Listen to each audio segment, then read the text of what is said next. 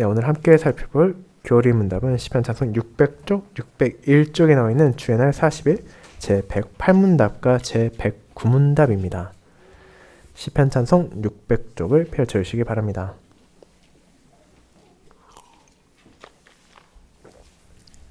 하이데비 교리 문답 주의 날 40일 제108문, 제109문을 교독하도록 하겠습니다. 하이데베르 교리 문답 주의 날 40일 제108문 제7계명으로 하나님께서는 우리에게 가르치는 것은 무엇입니까? 하나님께서는 모든 부정을 저주하신다는 것입니다. 그러므로 우리는 마음으로부터 부정을 싫어해야 하고 거룩한 혼인생활 안에서나 밖에서나 순결하고 절제된 삶을 살아야 합니다. 제109문 이 계명에서 하나님께서는 간음과 이와 유사한 부끄러운 죄만 금하십니까? 우리 몸과 영혼이 모두 성령의 전이기 때문에 자신을 순결하고 거룩하게 지키는 것은 하나님의 뜻입니다. 그러므로 하나님께서는 모든 부정한 행위, 몸짓, 말, 생각, 욕망, 그리고 우리를 부정으로 유혹하려는 것은 무엇이든지 다 금하십니다. 네, 교리문답이 요약하고 있는 하나님의 말씀을 전한 후에는 니케아 신경으로 우리의 신앙을 고백하고 이어서 시편 51편 1, 2, 3, 6절을 부르도록 하겠습니다. 사랑하는 주 예수 그리스도 안에 있는 형제 자매님들, 여러분이 보았을 때 오늘날 사회는 성적인 측면에서 어떠하다고 보이십니까? 우리가 경험했던 과거와 비교해 보았을 때, 그리고 우리가 알고 있는 선조들의 시대에 비해 어떤 면에서는 분명 더 경직된 부분도 있을 것이지만 많은 면에서는 더 개방적이 되었다고 보는 것이 옳을 것입니다. 예전에는 상상도 하지 못했던 금기시대였던 개인의 성적 취향을 드러내는 일이 늘어나고 있으며 또 이어로는 그것이 옳고 바람직한 방향이라 움직이고 있으며 사람이 자기 성적 지향을 어떻게 정의하고 상관이 없고 특별히 범죄를 저지르거나 상대의 의사에 반하는 것만 아니라면 성적인 관계를 어떻게 가지든지 누구도 평가해서도 안 되고 또 죄악시에서도 안 된다는 것이 이 시대의 조류가 되어가고 있기 때문입니다. 그런데 이와 같이 음란과 정욕에 따라 사람들이 살아가는 것이 오늘날의 문제라고만 생각해서는 안 됩니다. 이는 먼 과거부터 그래왔고 지금도 그것을 이어갈 뿐이며 앞으로도 그럴 것입니다. 결국 이것은 일시적인 현상의 문제가 아니라 인간의 본성과 관련된 사안이기 때문입니다. 시대와 상황에 따라 그것이 표출되는 방식은 물론 얼마든지 달라질 수 있지만 어떤 문화나 사회에서건 그런 음욕의 잘못은 사라지지 않고 때로는 양지에서 당당하게, 때로는 음지에서 숨어서 자라나게 됩니다. 그 이유는 우리의 정욕은 하나님의 말씀을 거부하고 나 자신을 기쁘게 하며 살아가라고 유혹하기 때문이며 우리의 본성에는 그것을 거부할 의지도 없고 능력도 없기 때문입니다. 그렇게 우리는 노아의 시대에도 이스라엘 왕조에서도 로마 시대에서도 그리고 그 이후에 수많은 인류의 사회에서도 그와 같은 음란의 죄악이 뿌리 깊게 내리고 있다는 것을 확인하게 됩니다. 하지만 하나님께서는 이를 어떻게 바라보십니까? 그분께서는 아무리 세상과 사회가 음란과 적용을 인정한다 하더라도 그것이 죄라는 것을 분명하게 선언하십니다.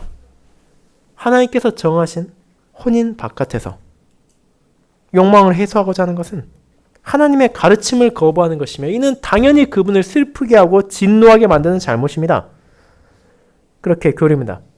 주의 날 40일은 그와 같은 제7계명과 관련된 하나님의 말씀을 요약해서 우리가 나의 육체를 과연 어떻게 바라보고 다루는 것이 합당한지를 알려줍니다. 저는 이를 하나님을 기쁘시게 하기 위하여 음란을 버리는 신자라는 제목으로 설교하며 그 내용을 관련하여 다루고 있는 레위기 18장과 데살로니가전서 4장의 내용과 함께 우리가 마땅히 버려야 하는 것이 어떤 것이며 또 마땅히 드러내야 하는 삶의 자세가 무엇인지를 함께 고백하고 또 그에 따라 제7계명에 순종하는 삶을 우리가 살아갈 수 있기를 소망합니다. 이를 첫 번째, 자기 기쁨을 위하여 세욕을 따르는 죄인. 두 번째, 거룩함으로 하나님의 뜻을 따르는 신자라는 대지로 나누어 보겠습니다. 먼저 첫 번째, 자기 기쁨을 위하여 세욕을 따르는 죄인에 대해 알아보겠습니다. 형제자매 여러분, 살인하지 말라는 제6계명의 가르침을 우리는 어떤 방식으로 이해하고 받아들였습니까? 우리가 쉽게 생각하기 쉬운 것은 누군가를 물리적으로, 육체적인 방식으로 죽여서는 안 된다는 것입니다. 물론 그것이 틀린 것은 아닙니다. 이웃을 사랑해야 하는 신자가 그 사랑해야 될 대상이 이웃을 죽인다는 것은 어불성설이기 때문입니다. 그런데 제6계명이 담고 있는 하나님의 뜻은 사실 그와 같은 직접적인 살인보다 훨씬 더 광범위했습니다. 우리는 살인이라는 나의 이웃에게 행할 수 있는 가장 끔찍한 죄로 대표되는 모든 악한 행동, 말과 행동을 통해 그들을 불명예스럽게 하거나 미워하거나 해하거나 죽여서는 안 되기 때문입니다. 심지어 우리의 생각으로도 그들에게 그런 감정을 가져선 안 되었습니다. 사도 요한은 자신의 서신에서 가인의 죄와 연결해서 이를 설명했습니다. 인류의 첫 살인은 형이 동생을 미워함으로 일어났습니다. 자신의 잘못을 고치지 않고 동생의 의로움을 시기하고 질투했으며 그런 죄의 유혹을 다스리기보다는 그것을 오히려 행동으로 옮김으로 불법을 저지른 것입니다. 결국 사도 요한은 이를 통해 우리가 눈에 보이는 살인이라는 죄악에만 주목하는 것이 아니라 그런 살인이 어째서 일어나게 되는지 그 살인의 뿌리인 미움과 복수심, 시기와 질투까지도 경계하고 조심해야 한다는 것이었습니다. 그리고 그것이 예수님의 가르침이었고 사도를 통해 하나님께서 다시 알려주신 그분의 뜻이었습니다. 아무리 내가 하나님을 믿는다고 말하고 교회에 열심히 다닌다 하더라도 정작 형제를 사랑하지 않고 자매를 사랑하지 않는다면, 그들을 미워하고 질투한다면 그 사람에게는 영생이 속해 있지 않다고 경고하셨기 때문입니다. 나의 이웃이 훌륭하고 가치가 있어서가 아니라 반대로 내가 고결하고 너무 훌륭해서가 아니라 하나님께서 내게 주신 이웃을 미워하지 않고 그들을 해하지 않기를 바라시기에 우리는 그분의 뜻에 따라 살인으로 향할 수 있는 모든 감정들을 버려야만 하는 것이었습니다. 하지만 제6계명은 거기에서 한 걸음 더 나아갑니다. 다른 계명들이 그러했듯이 그저 부정적인 측면, 나쁜 것만을 금지하는 것이 아니라 그 안에 담고 있는 긍정적인 측면을 우리가 적극적으로 드러내야 한다는 것을 알려주기 때문입니다. 그리고 이 계명이 담고 있는 신자의 모습은 이웃을 진실로 사랑하라는 것이었습니다. 물론 그런 사랑을 베푸는 것은 결코 쉽지 않습니다. 저도 그리고 여러분도 본성상으로는 남을 사랑하기보다는 미워하기가 쉽고 질투와 시기가 숨쉴 듯 끝없이 생겨나기 때문입니다. 그런 우리가 어떻게 타인을 정말로 사랑할 수 있겠습니까? 그 이유는 단 하나뿐입니다. 그리스도께서 우리를 위해 죽으셨기 때문입니다. 우리는 그분을 통해 참된 사랑이 무엇인지를 깨닫게 되었습니다.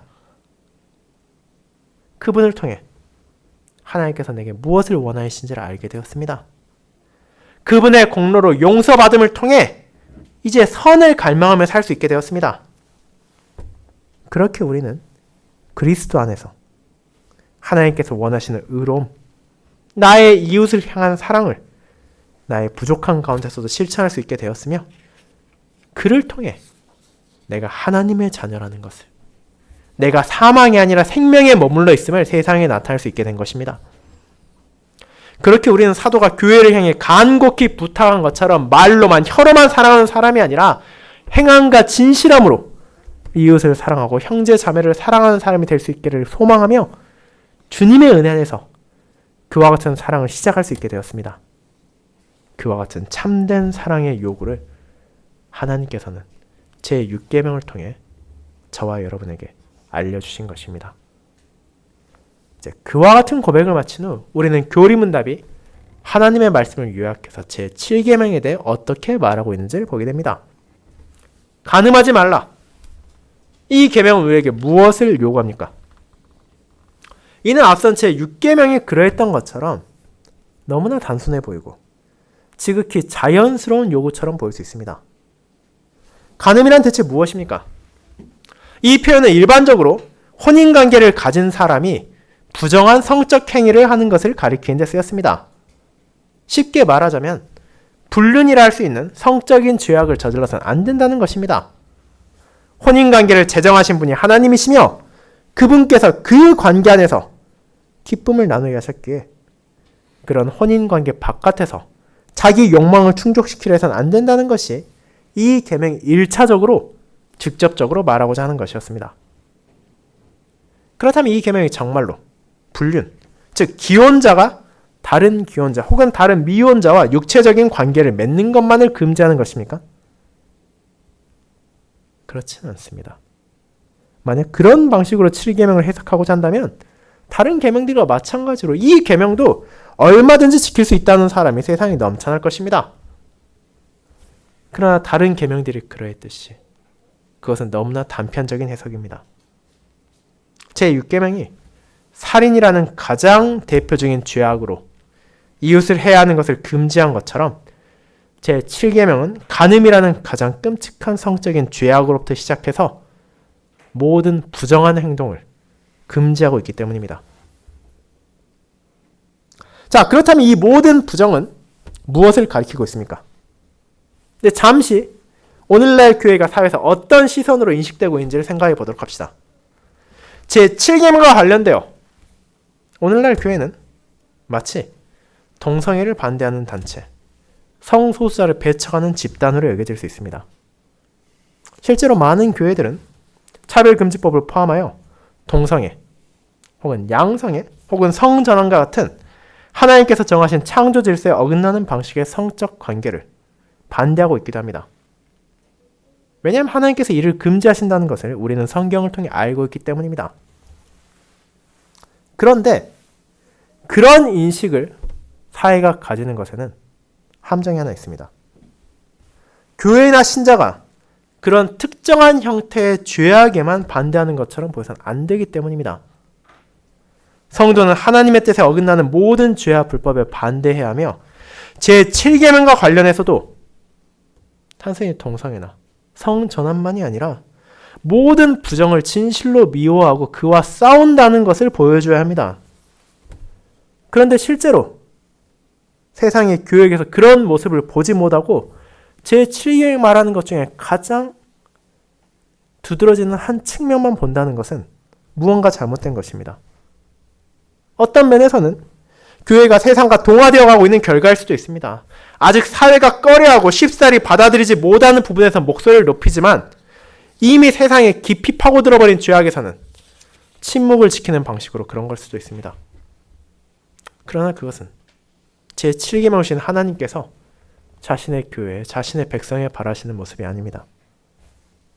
우리가 다시 마음에 새게 하는 것은 하나님께서 모든 부정을 저주하신다는 것입니다.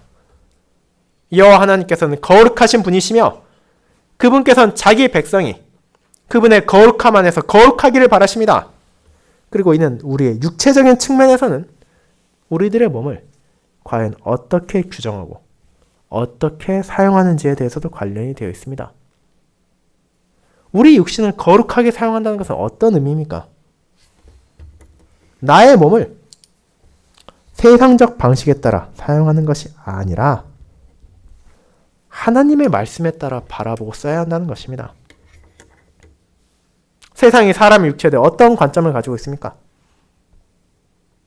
자기 몸은 자기 것이니 자기 생각대로 정의할 수도 있고 자기 마음대로 사용할 수 있다는 것입니다. 그리고 이런 생각은 오늘날 갑자기 대두된 것이 결코 아닙니다.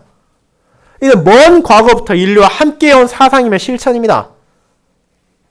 간단히 말하자면 여러분은 최근에 들었을 창세기 6장을 떠올려 볼 수 있습니다. 이미 멸망한 노아 시대, 가인의 후손이 아닌 하나님과의 언약을 맺었던 셋의 후손들이 어땠습니까? 그들은 하나님의 아들들이라 불렸지만 정작 그 행동은 하나님의 가르침에 따르는 것이 아니라 그들의 안목의 정욕에 따랐습니다. 그들은 하나님의 뜻을 무시하고 자기들 눈에 좋은 대로 사람의 딸들과 혼인했습니다. 그런데 그런 인류들이 어떻게 되었습니까? 하나님의 진노를 불러일으켰고 그들은 멸망당했습니다. 그런데 그렇게 죄인들이 죽었고 노아와 그의 후손들이 새롭게 땅에 생육하고 번성했으니 무언가 달라졌습니까? 그렇지 않습니다. 그들도 마찬가지로 아담과 하와의 후손이었습니다. 인류의 첫 조상의 죄를 함께 지고 그들의 타락과 부패에 함께한 자들입니다. 그 결과 불신자를 차치하고서라도 이방 민족들을 보지 않는다 하더라도 언약 백성들 안에서도 끝없이 간음과 부정이 넘쳐났습니다. 여러분은 그 사실을 어떻게 알 수 있습니까? 하나님께서 그 백성들을 주신 규례를 통해 깨달을 수 있습니다. 하나님께서 십계명을 주시는 이스라엘에게 자의적으로 해석하고 그것을 너희 마음대로 적용하라고 하지 않으셨습니다. 오히려 그분께서는 구체적이고 실천적인 지침을 내려주시고 어떻게 그 계명들을 일상의 삶 가운데 지키며 살아갈 수 있는지를 알려주셨습니다. 그렇게 레위기에서 우리는 제7계명과 관련된 규례들도 발견할 수 있으며 그것이 얼마나 상세하고 실제적인지를 찾을 수 있습니다. 하나님께서는 이를 통해 온갖 종류의 부정을 금지하신다는 것을 선언하십니다. 여러분이 오늘 읽은 레위기 18장 그리고 2장 뒤인 20장을 비롯한 관련 구절들을 읽어본다면 어쩌면 우리가 차마 상상도 할 수 없을 관계에 대한 규례까지도 그 안에 담겨 있다는 것을 깨닫게 될 것입니다. 하나님께서는 혼인 안에서의 부정한 관계를 금하시고 혼인 바깥에서의 부정한 관계도 금지하십니다. 그분께서는 근친상간을 정지하십니다. 불륜을 정지하십니다. 동성애를 정지하십니다. 남자건 여자건 짐승과 교합하는 것도 정지하십니다. 결혼한 사람이 다른 사람과 성적 관계를 맺는 것을 금지하실 뿐 아니라 아직 결혼하지 않은 자들도 자신의 육체를 정욕에 내어주는 것을 금지하십니다. 그런데 그런 규례들을 이토록 세세하게 주신 이유가 무엇이라고 생각하십니까? 그 이유는 다른 게 있지 않습니다. 그 모든 부정이 실제로 그 시대를 더럽히고 있었던 것이며 그 모든 죄악을 하나님께서 미워하시기 때문입니다. 이것은 가상의 죄, 아직 존재하지 않은 잘못에 대해 하나님께서 지레 금지하신 것이 아니라 이미 그 땅에 존재하고 있던 잘못, 음란과 부정의 죄악을 강력하게 경고하시는 것입니다. 여러분 오늘 읽은 레위기 18장 24절부터 30절에서 그것을 볼 수 있습니다. 하나님께서 거기에서 무엇을 말하십니까? 하나님께서 쫓아내실 가나안 땅의 족속들이 그리고 그들이 나왔던 애굽 땅의 족속들이 그런 행동을 함으로써 더러워졌고 땅까지 더러워졌음을 하나님의 벌을 받았다고 말합니다. 그렇기에 그분의 은혜를 받은 언약 백성들 어떠했습니까? 너희는 거룩한 백성으로 그와 같은 가증한 행동을 결코 행하지 말라고 하나님이 경고하십니다. 아무리 이방이 악을 행한다 하더라도 그것이 아무리 즐거워 보이고 좋아 보인다 하더라도 그들과 타협하고 그들의 문화를 받아들이고 스스로를 더럽히지 말라는 것입니다. 왜냐하면 그것이 하나님의 뜻과 어긋나는 것이기 때문입니다. 하지만 역설적으로 하나님께서 이와 같은 세세한 규정을 주셨다는 것은 그만큼 이 간음의 유혹이 실제적이었다는 것을 보여줍니다. 그리고 여러분은 실제로 구약시대에도 신약시대에도 그런 죄악이 언약 백성들 안에서조차 일어났다는 것을 확인하게 됩니다. 가나안 땅을 차지한 이후 사사시대는 사람이 각각 자기의 소견에 옳은 대로 행함으로 행음하였고 우리도 잘 알고 있는 다윗이라는 신실한 왕조차도 간음의 유혹을 뿌리치지 못했으며 그 이후의 시대에도 그런 죄악들이 이스라엘 안에 끊임없이 선행했다는 것을 우리는 보게 됩니다. 그뿐 아니라 신약시대에도 고린도 교회 자신의 새어머니와 음행을 저지른 이가 성찬에 참여함으로 그를 권징해야 한다는 바울의 서신조차도 찾아볼 수 있습니다. 그렇다면 그 이후의 교회들은 어떠했습니까? 구약과 신약에 기록되어 있는 이렇게 구체적이고 이렇게 잘못된 사례와 경고들을 다 보았으니 신자들이 스스로를 다스리고 그런 잘못을 저지르지 않았습니까? 그렇지 않다는 것도 우리가 너무나 잘 알고 있습니다. 과거에도 지금도 그런 죄악이 교회에서 멈추지 않습니다. 중세시대 교황을 비롯한 사제들이 수많은 사생활을 두었다는 것은 공공연한 비밀이었고 종교개혁이 일어난 후 개신교 안에서도 간음은 교회를 무너뜨리는 가장 큰 죄악 중에 하나였습니다. 너무나도 신실해 보이던 목회자들이, 너무나도 성실해 보이던 성도들이 음란을 버리지 못함으로 간음을 저질러 거룩한 혼인관계를 파탄내고 교회와 회중들에게 큰 아픔과 실망을 주는 일이 얼마나 잦았습니까? 그럼에도 그런 이들을 바르게 권징하지 못하고 쉬쉬하며 조용히 넘어가는 경우는 얼마나 많았습니까? 그뿐 아니라 동성애나 성전환도 인정하고 이제는 사회의 목소리에 따라 교회에 받아들여야 한다고 주장하는 목소리는 또 얼마나 커져가고 있습니까? 하나님께서 저주하시는 그 모든 죄악들이 여전히 교회를 공격하고 교회 안에 심지어 남아있기도 한다는 것은 우리 모두에게 슬프고 괴로운 현실입니다. 그런데 다른 모든 죄들이 그러한 듯이 이런 죄도 우리가 쉽게 끊어낼 수 있는 것은 아닙니다. 그것은 우리를 강력하게 유혹하는 정욕이기 때문입니다. 그리고 그것이 제공한 일시적인 쾌락은 다른 어떤 죄보다 강력할 뿐 아니라 빠르게 제공됩니다. 그렇게 이에 한 번 굴복한 사람은 쉽사리 그것을 끊어낼 수 없습니다. 점점 그런 세욕에 끌려다니며 거룩함이 아니라 말초적인 감각이 지배당하는 것입니다. 그리고 그것은 남의 문제가 아니라 언제라도 저와 여러분의 문제가 될 수도 있습니다. 예수님께서 말씀하신 것처럼 실제로 육체적인 간음을 저지르고 불륜과 부정을 행했을 때만 이 계명을 어기는 것이 아니라 마음속에 그런 생각을 품는 것 자체가 죄이기에 우리는 이 문제를 결코 가볍게 여기서는 안 됩니다.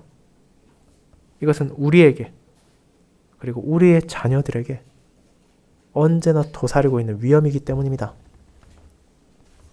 그리고 이것은 사람의 정체성에 대해서도 마찬가지입니다. 자신이 누구인지를 자기가 정하겠다는 것이 얼마나 멋져 보입니까?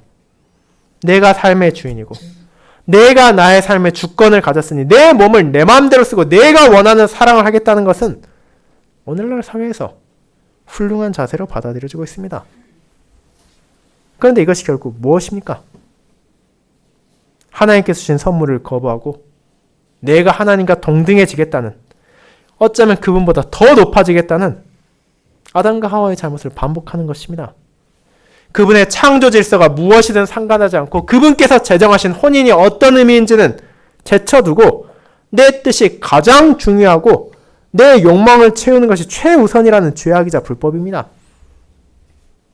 그렇게 신자는 이런 가증한 죄악에 동참해서는 안 되며 그 모든 부정을 반대하는 이들로서 이 세상의 진리의 빛을 비춰야 합니다. 그렇게 사도 바울은 로마서 12장에서 로마 교회의 성도들을 향해 우리의 몸을 하나님께서 기뻐하시는 거룩한 산 제물로 드리라고 말하며 이 세대를 본받지 말고 하나님의 선하고 기뻐하시며 온전하신 뜻을 분별해야 한다고 말했으며, 오늘 읽은 데살로니가전서 4장에서는 그곳의 신자들을 향해 음란을 버리라고, 세욕을 따르지 말라고 경고합니다. 왜냐하면 하나님께서는 구약시대에도 신약시대에도 동일하게 자기 백성을 거룩하게 부르시기 때문입니다. 결국 음욕에 빠지고 쾌락을 버리지 않는 이들은 사람이 아니라 하나님을 저버리는 끔찍한 죄를 범하는 것이고 소돔과 고모라 같은 멸망의 길로 스스로 나아가는 것입니다. 사랑하는 형제자매 여러분, 우리는 그와 같은 길로 결코 향해서는 안 됩니다. 우리의 자녀들이 그런 방향으로 나아가도록 방치해서도 안 됩니다. 하나님께서 자신의 백성들을 거룩하게 부르셨기에 혼인 바깥에서나 혼인 생활 안에서나 언제나 순결하고 절대된 삶으로 나의 가족이, 나의 형제가, 나의 자매가, 나의 이웃들이 우리를 하나님의 뜻에 따른 선한 본으로 바라볼 수 있도록 해야 합니다. 하나님께서 그분의 영이신 성령 하나님을 우리에게 주셨기에 우리가 그분께서 거하시는 전이 되었고 그분의 인도에 따라 나의 육신도 가볍게 생각해서는 안 된다는 것을 잊지 말아야 합니다. 그렇기에 바울을 통해 하나님께서는 거룩하고 존귀함으로써 배우자를 사랑하고 정결하고 순결함으로 자기의 육체를 다스려야 한다고 말하십니다. 세욕과 음란으로 나의 이웃을 더럽히고 그들에게 악한 영향을 주는 것이 아니라 하나님의 뜻에 따른 거룩함으로써 나의 배우자를 사랑하고 나의 가족을 사랑하며 나의 이웃을 사랑하는 것입니다. 그리고 그와 같은 사랑은 우리의 정욕에 지배받는 것이 아니라 하나님의 가르침에 따르는 것입니다. 그것이 하나님께서 원하시는 바이고 그분의 뜻에 따르는 그분께서 기뻐하시는 감사의 표현이기에 우리는 세욕과 음란을 버리고 하나님의 부르심에 순종함으로써 모든 부정에 반대하는 자임을 이 땅에 드러내야 하는 것입니다. 그것이 두 번째, 거룩함으로 하나님의 뜻을 따르는 신자로 연결됩니다. 성도 여러분, 그렇게 우리는 간음으로 대표되는 모든 종류의 음란과 부정을, 나의 육체를 더럽히는 모든 잘못된 방식을 배척하고 그런 죄의 유혹과 싸워야 한다는 것을 고백했습니다. 그렇다면 이제 우리는 어떻게 해야 합니까? 마치 로마교의 사제나 수녀와 같이 성욕을 억누르고 그것을 죄악시하며 독신으로 살아가는 것이 이 계명을 순종할 수 있는 바른 방법입니까? 그렇지 않습니다. 분명 하나님께서 교회를 섬기기 위해 독신으로 살아갈 수 있는 은사를 주신 소수의 사람들이 있는 것은 사실이지만 그런 예외적인 경우를 제외한다면 그분께서 주신 소명에 따라 우리는 배우자와 함께 믿음의 가정을 세워나가야 할 필요가 있기 때문입니다. 분명 우리를 둘러싼 세상은 부정과 음란으로 가득 차 있습니다. 그것은 부인할 수 없는 현실입니다. 그런 죄악의 형태와 모습은 달라질 수 있지만 그 본질은 언제나 동일했습니다.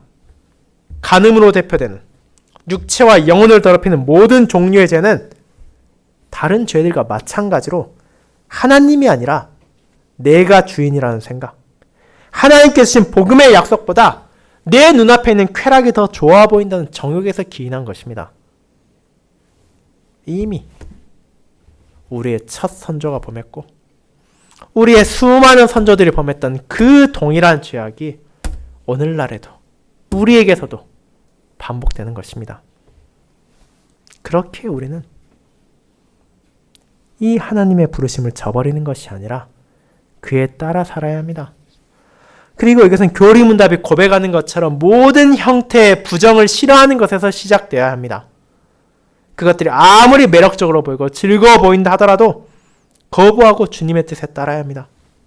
그리고 그런 삶은 거룩하신 하나님의 부르심을 따라 거룩하게 세상과 다른 구별된 모습이 되어야 하며 이는 아내를, 남편을 그저 성적인 욕망을 해소하기 위한 도구로 보는 것이 아니라 주님께서 내게 주신 가장 소중한 선물임을 기억하고 그들을 거룩하고 존귀하게 대하는 것으로 나타나야 합니다.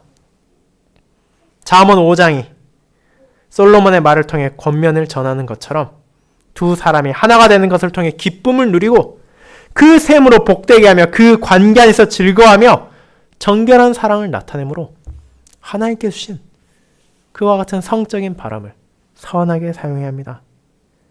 그리스도의 사랑으로 아내를 대하고 그리스도를 향한 사랑으로 남편을 대함으로 나의 이웃에게 참된 사랑이 무엇인지를 보여주고 그 사랑 안에서 하나님께 영광을 돌리는 것이 제7계명에서 우리에게 주어진 소명이라는 것입니다. 그리고 이것은 아직 혼인을 하지 않은 믿음의 자녀들에게도 해당하는 바입니다. 세상은 그들에게 자신들의 방식을 따르라고 강요할 것입니다. 마치 사회의 추세를 따르지 않으면 결코 살아날 수 없다는 것처럼 공포를 주고 시대의 관념을 받아들이지 않는다면 너희는 결국 도태되고 말 것이라고 위협할 것입니다. 그리고 그것은 그저 말뿐인 경고에 멈추지 않고 실제로 그런 삶을 살아가는 성도들을 조롱하고 박해함으로 현실로 나타나고 있습니다. 자연히 그런 모습을 바라보는 청년과 자녀들은 과연 자신이 거룩한 삶을 살 수 있을지에 대해 의구심을 품을 수도 있고 두려워할 수도 있습니다. 적당히 세상과 타협하고 살아가는 것이 더 현명하고 편안하지 않을까 고민할 수도 있습니다. 그런 믿음의 자녀들에게 우리가 보여줄 수 있는 가장 분명한 답은 무엇입니까? 제7계명 안에서 순결하고 절제된 삶으로 참된 사랑을 나누는 모습을 보여주는 것입니다. 남편이 아내를 사랑하고 아내가 남편을 사랑하며 혼인 안에서도 혼인 밖에서도 언제나 주님의 뜻을 저버리지 않는 모습을 증거하며 정욕으로 살아가는 세상과 다른 은혜로 가득한 삶을 실제로 살 수 있다는 것을 보여주는 것입니다.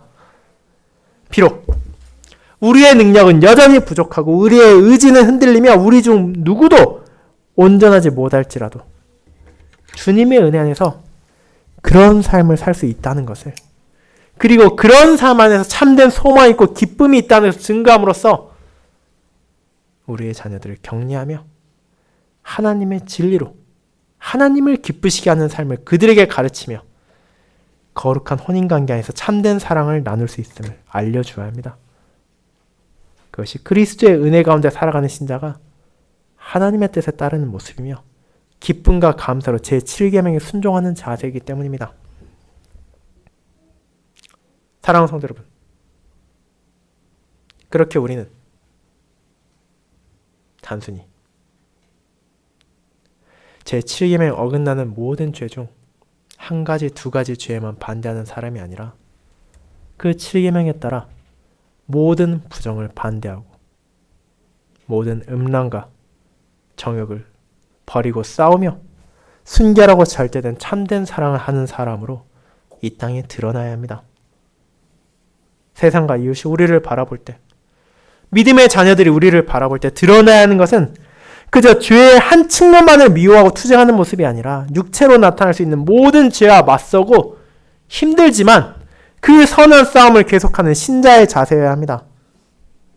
우리는 그리스도 안에서 용서받았고 이제 하나님께서 기쁘시게 하는 뜻을 알기 때문에 그와 같은 삶을 갈망하며 그런 삶의 시작을 멈추지 말아야 합니다.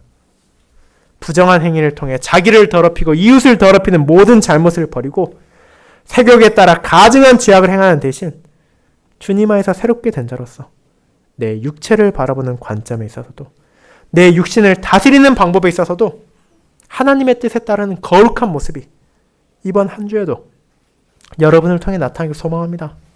그렇게 부족함 가운데서도 하나님을 경외하고 신뢰함으로써 남편을 사랑하고 아내를 사랑하며 이웃을 사랑하는 저희의 모습을 하나님께서는 기뻐하실 것입니다. 아멘.